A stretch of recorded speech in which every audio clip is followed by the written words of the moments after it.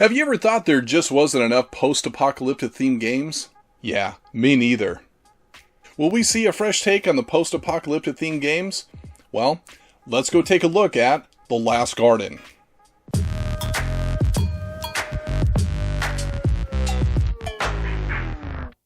Hey, this is JT with G Club. If you're new to this channel and you're looking for other board game related content, then start now by hitting that subscribe button and then hitting that bell for notifications for other content such as interviews and epic board game trailers. In reviews, we start off by talking about the best moment of the game. If we like it, get into the pros and cons, and even do some comparisons. So, without further ado, let's get into the best moment of The Last Garden. When you manipulate the sector to swing a lot of favor from your robotinist rival to you at the last moment, that's gotta be the best moment of the game.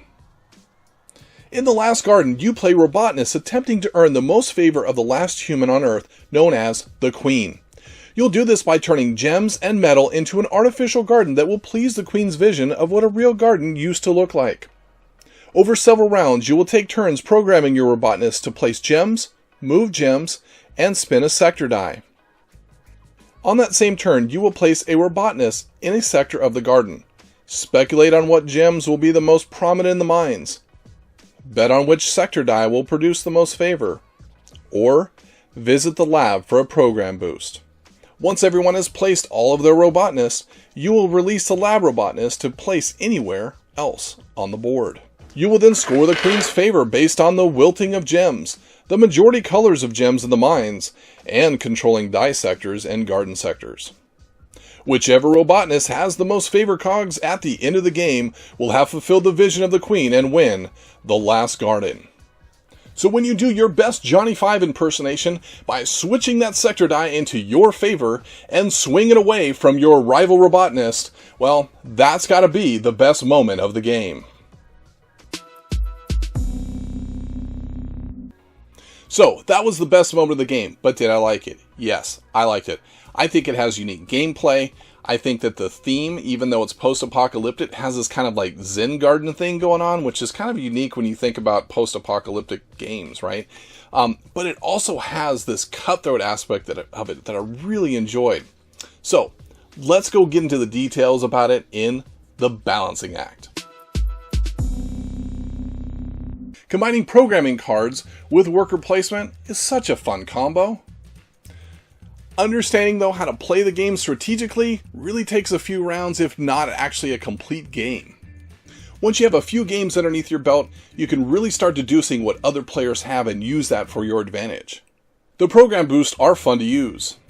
However, the place move a gem, that multi-boost, well, it feels like it needs to have a perfect storm of multiple sector die in order to make it worthwhile, and really wasn't used much during our games.